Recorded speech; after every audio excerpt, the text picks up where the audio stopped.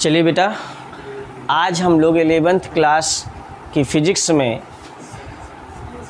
जो चैप्टर पढ़ रहे हैं सदिश विश्लेषण, उसमें सदिशों के प्रकार के बारे में जानेंगे।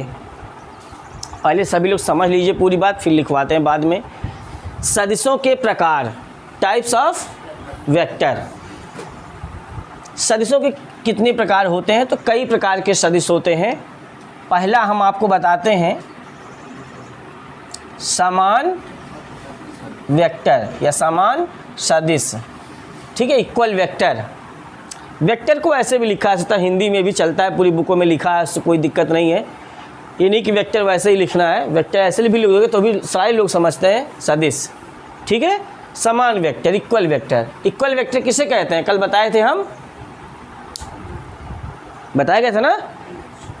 दो ऐसे समांतर वेक्टर, दो या दो से अधिक, जरूरी नहीं कि दो ही हो, दो या दो से अधिक ऐसे समांतर वेक्टर जिनके परिमाण समान हो, जिनके परिमाण समान हो किंतु जिनके परिमाण और दिशा दोनों समान हो, एक ही ओर हो। समांतर, ऐसे दो या दो से अधिक समांतर वेक्टर जिनके परिमाण और दिशा समान होते हैं, समान वेक्टर कहलाते हैं, इक्वल वेक्टर्स बोले जाते हैं, ठीक है, समझे? इसकी परिभाषा में कोई प्रॉब्लम? दूसरा आता है विपरीत वेक्टर। ये था इक्वल वेक्टर और ये था अपोजिट वेक्टर, है ना। विपरीत वेक्टर किसे कहते हैं? तो विपरीत वेक्टर की परिभाषा जब बोली जाती है तो उसमें दो ही वेक्टर कहते हैं। दो ऐसे वेक्टर जिनके परिमाण तो बराबर हों, जिनके परिमाण बराबर हो किंतु दिशा विपरीत हो, विपरीत वेक्टर कहलाते हैं। दो ऐसे वेक्टर, दो ऐसे सदिश जिनके परिमाण समान हो लेकिन दिशा विपरीत हो, विपरीत वेक्टर कहलाते हैं। याद हो जाएगा। अब मुझे इन चित्रों में से ढूंढना है कि कौन से समान वेक्टर हैं और कौन से विपरीत वेक्टर हैं। तो इन चित्रों में बता सकते हो कौन समान है? ए बराबर बी बराबर सी, वेक्टर ए बराबर वेक्टर बी बराबर वेक्टर सी, ये तीनों समान वेक्टर हैं। और विपरीत वेक्टर ए डी भी विपरीत है, दो वेक्टर विपरीत कहलाते हैं। ए डी के विपरीत है, बी डी के विपरीत है, सी डी के विपरीत है, लेकिन परिमाण मैं ये समझ रहा हूँ अपने आप से, परिमाण सबका बराबर है। तो दो या दो से अधिक ऐसे वेक्टर जो एक ही दिशा में हो, समान वेक्टर, और जो विपरीत दिशा में हो, विपरीत वेक्टर कहलाते हैं, ठीक है। तीसरा वेक्टर आता है बेटा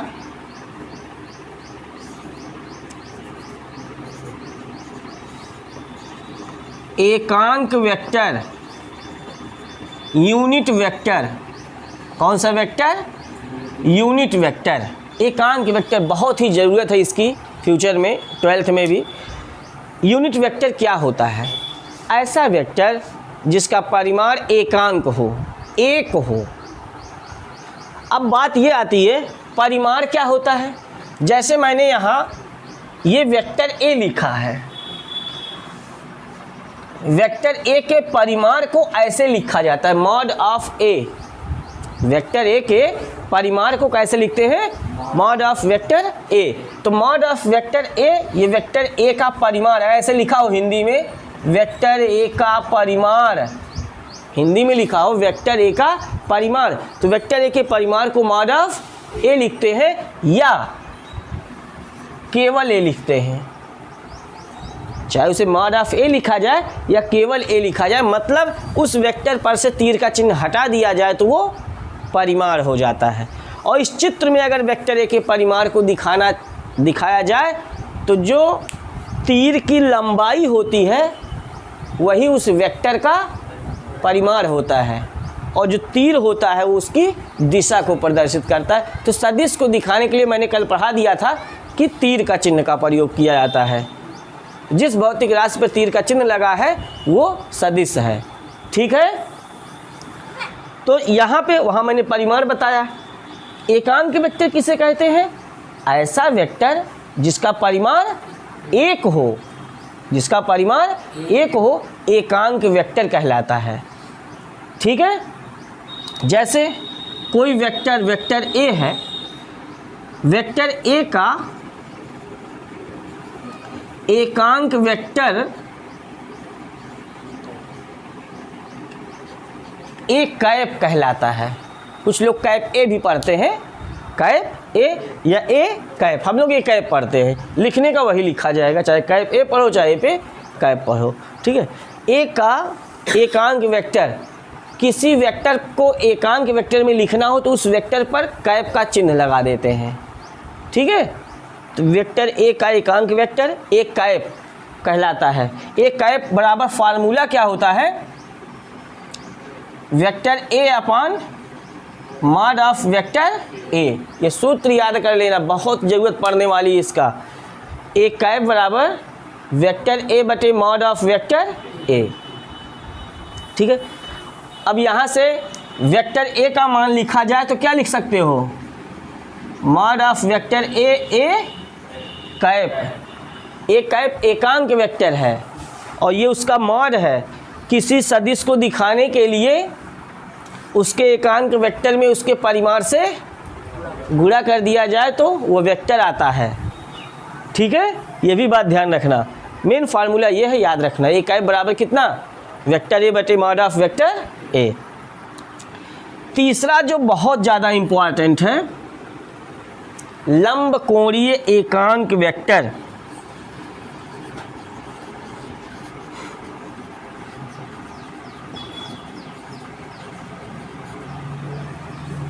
ऑर्थोगोनल यूनिट वेक्टर, लंब कोणीय एकांक वेक्टर।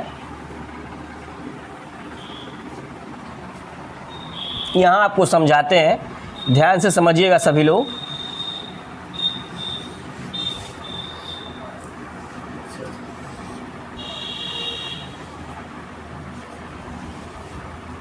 एक्स वाई जेड, वो हमारे आपके ऊपर डिपेंड करता है कि हम स्टार्ट कहाँ से कर रहे हैं, किसको एक्स वाई जेड मान रहे हैं। ये त्रिविमीय डायरेक्शन में मैंने 3D बनाया है। एक्स वाई जेड एक्सिस दिखाया गया है, अक्ष दिखाया गया है। एक्स अक्ष की दिशा में लंब कोणीय एकांक वेक्टर आई कैप होता है। कौन होता है? आई कैप।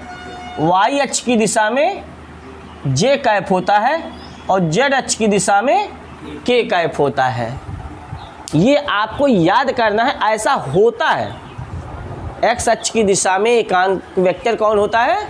आई कैप होता है। सदिश में हमेशा आप याद रखना, चाहे वहाँ दिखाया जाए चाहे ना दिखाया जाए, बस याद रहे कि एक्स अक्ष की डायरेक्शन में कोई यूनिट वेक्टर होती है, वो कितनी होती है? आई कैप। वाई अक्ष की डायरेक्शन में जे कैप, जेड अक्ष की डायरेक्शन में। अगर ये एक्स अक्ष हम यहाँ लिख दिए होते तो क्या यहाँ के कैप होता? नहीं, आई बस एक्स अक्ष पर आई कैप होता है। एक्स अक्ष चाहे यहाँ लिखो चाहे यहाँ लिखो चाहे यहाँ लिखो, जहाँ एक्स अक्ष होगा उसकी दिशा में यूनिट वेक्टर कौन होगी? आई कैप होगी। वाई अक्ष की डायरेक्शन में जे कैप, जेड अक्ष की डायरेक्शन में के कैप। लंब कोणीय एकांक वेक्टर, ये सब कैसे वेक्टर हैं? सब लंब भी हैं। एक्स वाई जेड जो होते हैं वो सब क्या होते हैं? लंबवत होते हैं। देखे हो तीनों लंबवत की कंडीशन। जैसे थोड़ी देर के लिए ये मान लिया कौन है? एक्स और वाई है। अगर एक पेन और आप दे दें तो यहाँ से ये देख सकते हो ये कौन है? जेड है। ये भले रेखा आपको यहाँ से ऐसे तिरछा दिखाई दे रहा है कि ये यहाँ से ऐसे है, ये ऐसे नहीं है, ये ऐसे है। यहाँ पे दीवार का कोई भी कोना आप देख सकते हो, है ना, एक्स वाई और जेड। ठीक है, तो ये परपेंडिकुलर होते हैं तीनों। लंबवत होते हैं। ठीक है बेटा, x, y और ये z। अब इस रेखा को जो हमने यहाँ खींचा है, अब हवा में ऐसे खींच नहीं सकते थे ऊपर की ओर। अब कोई ऐसी पेंसिल आ जाए कि आप ऐसे यहाँ से पकड़ो, ऐसे खींच दो, हवा में भी वो दिखाई दे आपको, तो अलग की बात है। अब ऐसी खोज आप ही लोग कर सकते हो, है ना आगे। तो ठीक है, तो इसीलिए हमेशा जो रेखा यहाँ खींची जाती है, याद रखना, वो इन दोनों के ऐसे होता है, लंबवत होता है। तो इसीलिए तीनों लंबवत होने के नाते लंबकोणीय एकांक वेक्टर कहलाते हैं। तीनों लंब होने के नाते क्या कहलाते हैं? लंबकोणीय एकांक वेक्टर कहलाते हैं। तो एकांक वेक्टर का परिमाण क्या होता है? पक्का? तो आई कैप का परिमाण 1, जे कैप का परिमाण 1, के कैप का परिमाण। अरे भाई, जब आई जे के एकांक वेक्टर होते हैं तो हम लोग एकांक वेक्टर कहते किसे हैं? ऐसा वेक्टर जिसका परिमाण, तो अगर ये तीनों एकांक हैं तो इनका परिमाण क्या आएगा? 1 आएगा। ठीक है, समझ गए लंबकोणीय एकांक वेक्टर। पांचवा आता है शून्य वेक्टर, जीरो वेक्टर। तो ऐसा वेक्टर जिसका परिमाण शून्य हो उसे शून्य वेक्टर कहते हैं। ऐसा वेक्टर जिसका परिमाण शून्य हो उसे शून्य वेक्टर कहते हैं। और शून्य वेक्टर को शून्य पर वेक्टर का चिन्ह लगा के प्रदर्शित करते हैं, शून्य पर तीर का चिन्ह लगा के प्रदर्शित करते हैं।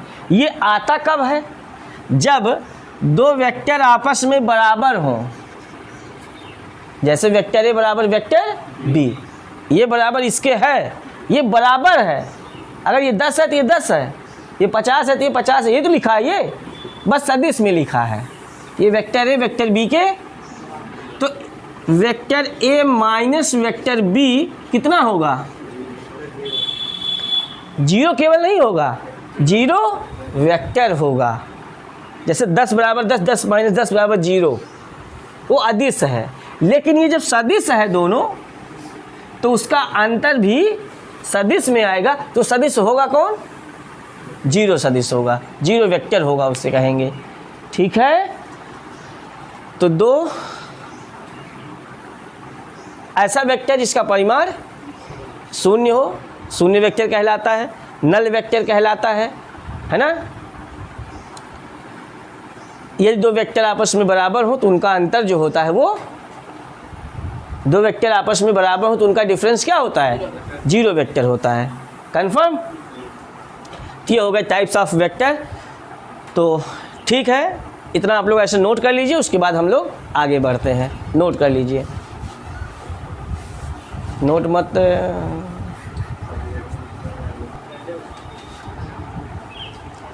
दो सदिशों को जोड़ना, दो सदिशों का जोड़ना। कैसे हम दो सदिशों को जोड़ते हैं? Addition of two vectors, addition of two vectors. दो सदिशों को जोड़ते कैसे हैं? दो सदिशों के जोड़ने की दो विधि है बेटा। एक का नाम है त्रिभुज विधि, ट्रायंगल मेथड, और दूसरे का समांतर चतुर्भुज विधि।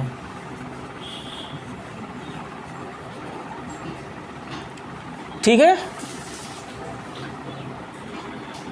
और दो सदिशों से ज़्यादा सदिश अगर हो जाए तो उसको भी जोड़ने की एक विधि होती है। और दो सदिशों से ज़्यादा सदिशों को जोड़ने की विधि होती है बहुभुज विधि, polygon method. Triangle method, parallelogram method और पॉलीगॉन मेथड।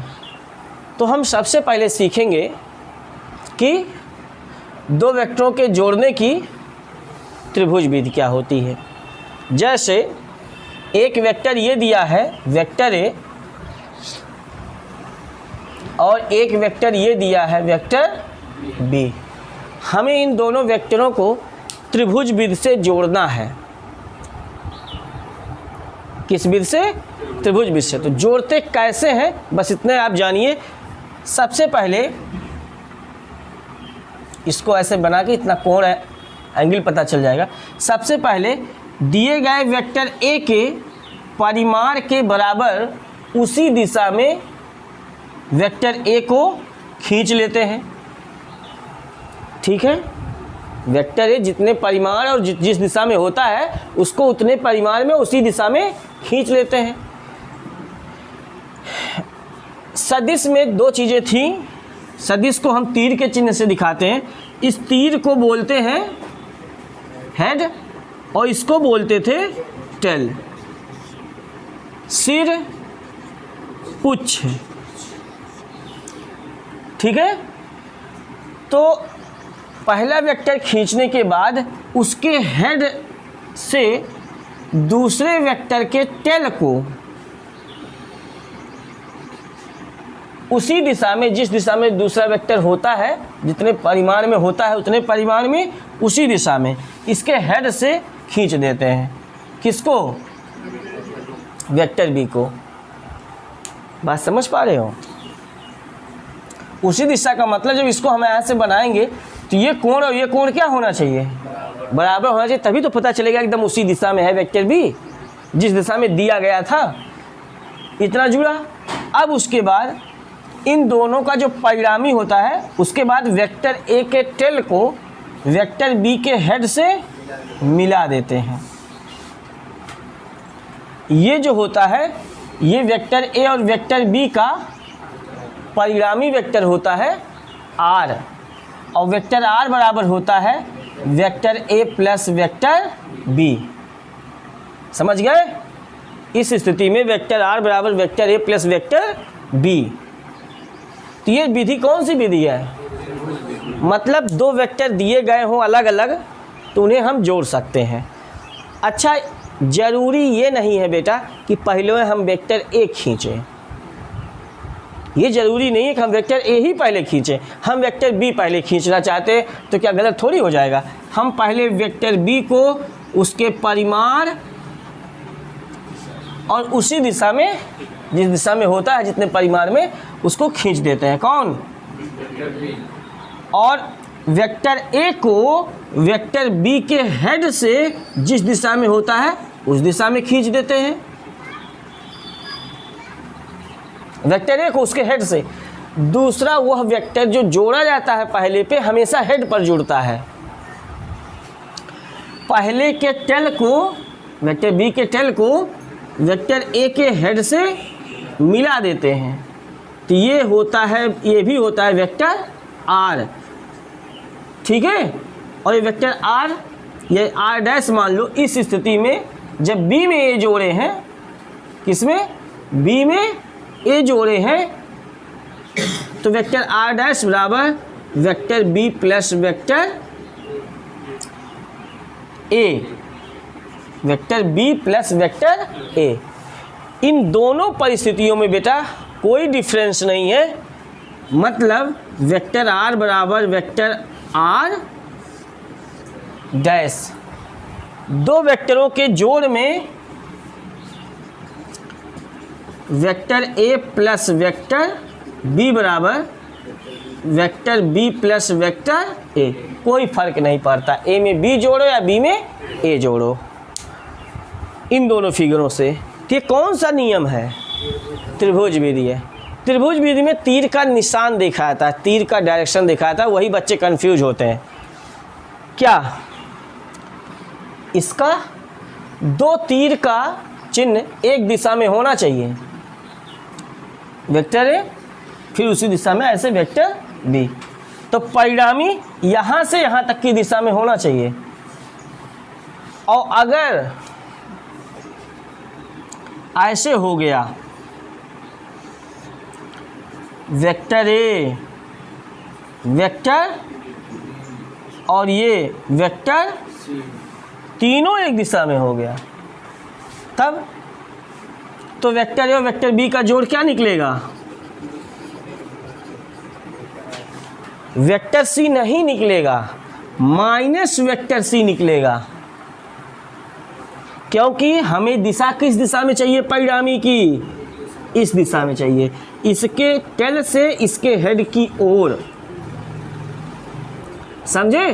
तो वेक्टर ए वेक्टर बी है ना, ये दोनों एक दिशा में थे, दोनों एक दिशा वाले एक साथ जुड़ गए, और उसके बाद जो इस दिशा में था ये तीनों एक दिशा में हो रहा था, तो इसी वजह से हमको क्या करना पड़ा, इस परिणामी की दिशा को बदलना पड़ा। तो सी इस दिशा में था तो हम उधर करेंगे दिशा जब, तो माइनस सी हो जाएगा। अभी मैंने पढ़ाया था ना कि अगर ये वेक्टर ए है और इसकी दिशा बदल दी जाए केवल, तो माइनस वेक्टर ए हो जाता है, तो परिणामी माइनस सी हो जाएगा। हम बनाएंगे नहीं इसको, यहाँ समझ लेंगे कि हाँ यार अगर तीनों एक दिशा में पड़ रहा है तो सी जो है वो उधर करेंगे दिशा, हमको उधर वाली दिशा चाहिए, तो माइनस सी हो जाएगा। इधर लाओगे तो vector A plus vector B plus vector C बराबर वेक्टर, है ना। जब जीरो उधर हो रहा है तो जीरो वेक्टर हो जाएगा, सदिशों का जोड़ अगर जीरो आ रहा है तो जीरो, या घटाओ जीरो आ रहा है तो जीरो वेक्टर। एक बात बताओ, अगर तीन सदिश चक्रीय क्रम में है साइक्लिक ऑर्डर में किसी ट्रायंगल में, तो उन तीनों का जोड़ जीरो होता है, उन तीनों का जोड़ जीरो होता है। कंपटीशन में क्वेश्चन बन सकता है, अभी वो आगे बताऊंगा आपको, आई जे के कैप से यम उम का मान निकालना। बस ये दिख नहीं रहा है क्या, कुछ कम दिख रहा है, अब दिख रहा है, ठीक है। वेक्टर ए और वेक्टर बी और प्लस वेक्टर सी अगर तीनों चक्रीय क्रम में हो, तीनों चक्रीय क्रम में हो तो कितना हो जाएगा, तीनों का जोड़ जीरो होगा, ये ध्यान रखिएगा। Vector A plus vector B plus vector C, कोई प्रॉब्लम, चक्रीय क्रम में हो। और अगर वेक्टर सी